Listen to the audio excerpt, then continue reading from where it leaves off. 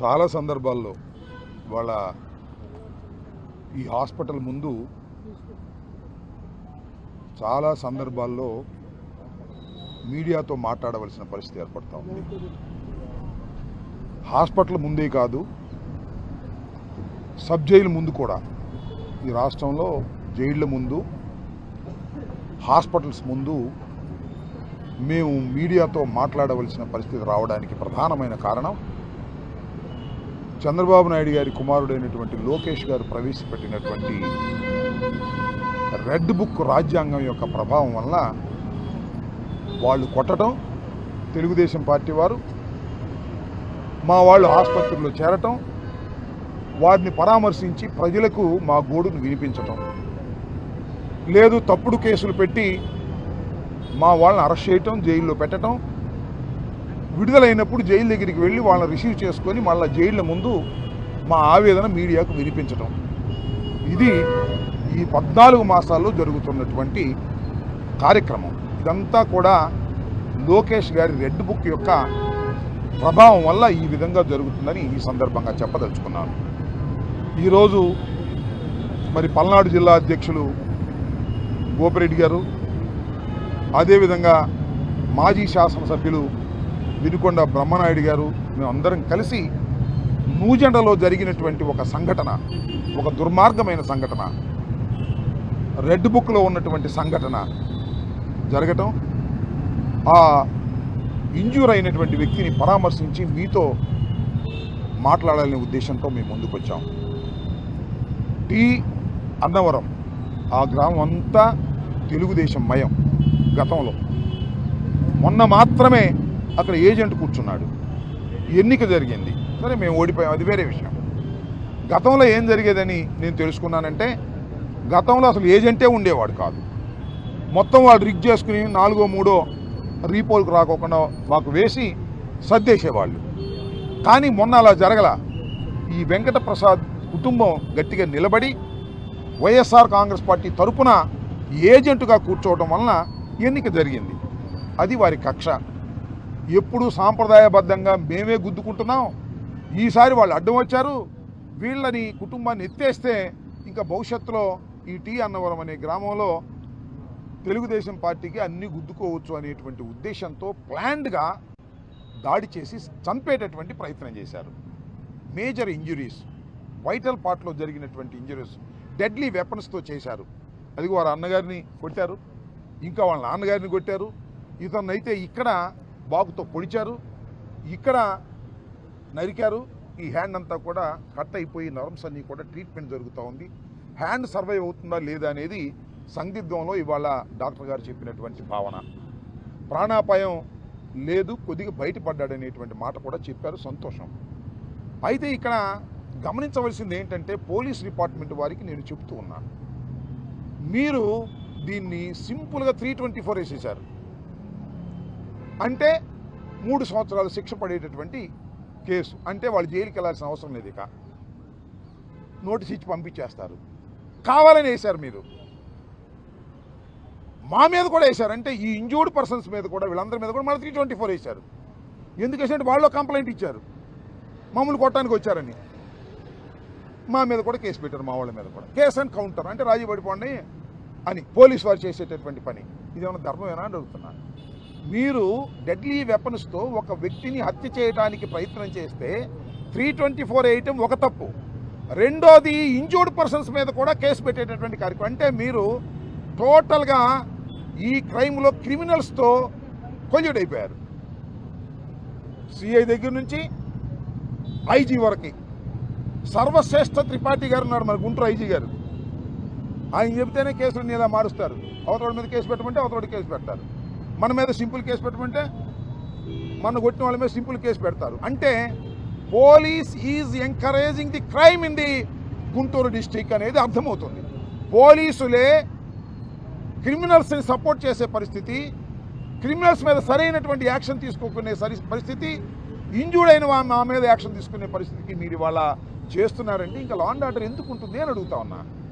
తెలుగుదేశం వాళ్ళు మమ్మల్ని కొడతారు, మా మీద కేసు పెడతారు, వాళ్ళ మీద సింపుల్గా కేసు పెడతారు, మా వాళ్ళని తీసుకెళ్ళి హాస్పిటల్లో జాయిన్ చేసుకుంటాం, మళ్ళా ఇది అయిపోయిన తర్వాత మళ్ళీ కోర్టుకి వెళ్ళాలి, జైలుకి వెళ్ళాలి, అన్నీ మాకే కష్టాలు ఎన్నాళ్ళు ఉంటాయని అడుగుతా ఉన్నా.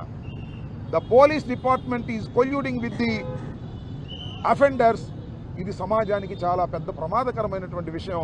ఇవాళ న్యూజెండ్లలో జరిగినటువంటి సంఘటన కూడా అలాంటిదే. ఈ సంఘటన మీద పోలీసు వారు పునరాలోచించుకోవాలి. 307 వేయవలసినటువంటి ఫ్యాక్ట్స్ ఉన్నటువంటి కేసు, ఇంజరీస్ ఉన్నటువంటి కేసు మీరు సింపుల్గా అక్కడ లోకల్ ఎమ్మెల్యే గారు చెప్పారనో, సర్వశ్రేష్ఠ త్రిపాఠి గారు చెప్పారనో 324 వేసేసి కళ్ళు నీళ్లు తుడిచేస్తే చాలా ప్రమాదం. దీనివల్ల సమాజం దెబ్బతినిపోతుంది. తర్వాత పోలీస్ డిపార్ట్మెంట్ కూడా ఇలా కొల్యూడైపోతే ఇంకా లా అండ్ ఆర్డర్ కాకపోతే ఎవరు చెప్పండి, నాకు అర్థం కాలే. ఎవడైనా నరికేస్తే వాడి మీద సింపుల్ కేసు పెడతారు, చచ్చిపోతే మర్డర్ కేసు పెడతారు, డెడ్ బాడీ ఉంటే మర్డర్ కేసు పెడతారు, లేకపోతే సింపుల్ కేసులు పెట్టేసి సర్దేసినటువంటి కార్యక్రమం ఇవాళ పోలీస్ డిపార్ట్మెంట్ చేయటం చాలా దుర్మార్గం. వీఆర్ ఆల్ డిమాండింగ్, అతనికి చాలా సీరియస్ ఇంజరీస్ జరిగాయి. 307 వేయాలి, మార్చి మీరు యాక్షన్ తీసుకోవాలి. ఆ ముద్దాయిలందరినీ కూడా అరెస్ట్ చేసి జ్యుడిషియల్ కస్టడీకి, జ్యుడిషియల్ రిమాండ్కి పంపాలి. అప్పుడు మాత్రమే దెబ్బతగిలిన వారి మనసు శాంతిస్తుందనే విషయాన్ని దయచేసి గమనించాలని ఈ సందర్భంగా మీ ద్వారా పోలీసు వారికి, సమాజానికి మీ ద్వారా లోకేష్ కూడా హెచ్చరిక చేస్తున్నాం. అయ్యా లోకేష్ గారు, మీ రెడ్ బుక్ శాశ్వతంగా ఉండదు. ఇప్పటికే 1.5 సంవత్సరం కరిగిపోయింది. ఇంకా 3.5 సంవత్సరాలు అయిపోయేదాకా మీ రెడ్ బుక్ పరిపాలన చేస్తుంది. తర్వాత వేరే బుక్లు వచ్చి పరిపాలన చేస్తాయి. జాగ్రత్త అని కూడా ఈ సందర్భంగా చెప్పదలుచుకున్నాను. వెంకటేశ్వర ప్రసాద్ దాడి వెనక చీఫ్ విప్ జీవి ఆంజనేయులు పాత్ర ఉందనుకోవాలా, లేకపోతే ఎవరైనా పాత్ర ఉందని భావిస్తున్నారా? మీరేం చెప్తారు? వారు స్పష్టంగా చెప్పారు. ఆయన చెప్పిన మాట నేను చెప్తున్నా.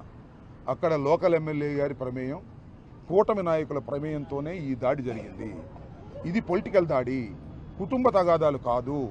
ఏం జరిగింది అంటే అక్కడ రిగ్గింగ్ జరగకోకుండా అడ్డుకున్నాడు కాబట్టి ఈ వెంకటప్రసాద్ కుటుంబాన్ని చంపాలనేటువంటి ప్రయత్నం చేసే క్రమంలోనే ఈ దాడి జరిగిందనేది సుస్పష్టం. దీనిలో ఏ విధమైన సందేహము లేదు, మరో మాట కూడా లేదు. ఈ దాడిలో వెంకటప్రసాద్ మీద హత్యాయత్నం జరిగిందని మీరే అంటున్నారు. ఇప్పటివరకు మాత్రం జిల్లా అధ్యక్షుడు, గుంటూరు జిల్లా అధ్యక్షుడే కేవలం వస్తున్నాడు. పల్నాడు జిల్లాకు అధ్యక్షుడు ఇంతవరకు లేదు, కేవలం వర్కింగ్ ప్రెసిడెంట్ దిగుతున్నాడు. ఏంది గ్యాప్ అంటే ఏమా ప్రశ్న అడిగితే పల్నాడు అది కదయ్యా, పల్నాడు జిల్లా అధ్యక్షుడు వచ్చే పరిస్థితి ఉందా?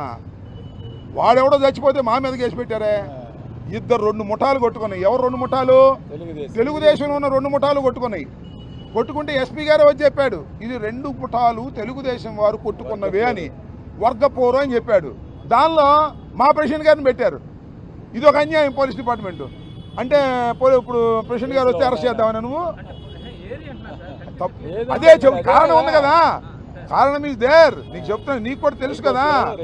సో అంటే ఆయన ఇప్పుడు వచ్చి పలరిస్తే పట్టుకుందామని వర్కింగ్ ప్రెసిడెంట్ కాకుండా ఇదన్నీ కూడా నేను అనేది ఏంటంటే, మీరు అడిగారు, నేను చెప్పాను. ఆయన రాగలేకపోవడానికి గల కారణం మీకు తెలిసి కూడా మీరు అడిగితే నేను చెప్పాలి. కూటమి ప్రభుత్వం అధికారం రాగానే రషీద్ని నడి రోడ్డు మీద నరికి చంపారు. ఇప్పుడు కూడా ఇతను పరిగెడుతూ ఉంటే ఒక 20 మంది. ఇది అంతే. రషీద్ దురదృష్టవశాత్తు రషీద్ చనిపోయాడు, అదృష్టవశాత్తు వెంకటప్రసాద్ బతికాడు. ఇంతే డిఫరెన్స్, అంతకన్నా ఏమి డిఫరెన్స్ లేదు. ఇతన్ని కూడా చంపాలనే ఉద్దేశంతోనే వచ్చారు, కత్తులు పెట్టి పొడిచారు, చచ్చిపోయాడని వెళ్ళిపోయారో లేకపోతే పారిపోయాడని వదిలేశారో నాకు తెలియదు ఇంకా డీటెయిల్స్. ఇది కూడా రషీద్ లాగానే పల్నాడులో ఎలా అయితే ఆ రోజున వినుకొండలో రషీద్ని హత్య చేశారో అదేవిధంగా నూజెండలో ఈ టీ అన్నవరంలో వెంకటప్రసాద్ను కూడా హతమార్చాలనే ఉద్దేశంతో వచ్చారు. వాళ్ళ మీద 324 వేసి వాళ్ళని ఎంకరేజ్ చేస్తున్నారు. ఇది చాలా ప్రమాదం. ఇది సమాజానికి మంచిది కాదు. క్రిమినల్స్కు అండగా ఉంటున్నారు పోలీసులు, మర్డర్లు చేసే వాళ్ళకు అండగా ఉంటున్నారు పోలీసులు. దీనివల్ల పోలీసింగ్ వల్ల అరాచకం ఏర్పడే ప్రమాదం ఉన్నదని గమనించవలసిన అవసరం ఉన్నది. మేధావులందరూ కూడా ఆలోచించాలి, న్యాయవాదులందరూ కూడా ఆలోచించాలి, న్యాయస్థానాలు కూడా దీని గురించి ఆలోచించాలి. ఇది ఎక్కడ గొడవండి? మా వాడు చావు బతుకుల మీద వచ్చి మేము ఇక్కడ చేస్తే మా మీద 324 పెట్టారు, వాళ్ళ మీద 324 పెట్టారు. ఇంతకన్నా దారుణం ఏం కావాలి? పోలీసులు ఇంతకన్నా ఏం కావాలి? కళ్ళ ముందు కనపడుతుంది కదా. మేమన్నా మసిపూసి మారేడుకాయ చేస్తున్నాం? మేమన్నా వాళ్ళకి ఏమైనా ఇంజరీస్ ఉన్నాయా? ఇక్కడ గీసుకుందంట, వాళ్ళే గీసుకున్నారు, పెట్టుకున్నారు. మా వాడి గుండెలాగా బాగు దిగింది. మా మీద 324, వాళ్ళ మీద 324. మా వాళ్ళేమో ఆసుపత్రి పాలు, వాళ్ళేమో రోడ్ల మీద మందు వేసుకుని తిరగటం. ఇది దుర్మార్గం. ఈ దుర్మార్గానికి కారణం ఎవరు? Police department. పోలీస్ డిపార్ట్మెంట్ ఈ విధంగా ఉండడానికి కారణం ఎవరు? రెడ్ బుక్ రాసింది ఎవరు? లోకేష్ గారు. దానికి ఆశీస్సులు అందిస్తుంది ఎవరు? చంద్రబాబు నాయుడు గారు, పవన్ కళ్యాణ్ గారు. ఇది కదా పరిస్థితి. సంవత్సరంన్నర జరిగిపోయింది, ఇంకా 3.5 సంవత్సరాలు ఉంది. చూస్తాం దాని సంగతి కూడా. తీసుకెళ్తాం. మాకు ఇప్పుడే తెలిసింది 324 వేశారని. అంతకుముందు నుండి 307 అని అనుకున్నాం. నేను జగన్ గారు కారులో కూడా అడిగితే 307 వేశారని చెప్పాం. పొరపాటు మాకు తెలియక 307 వేస్తామని చెప్పారు.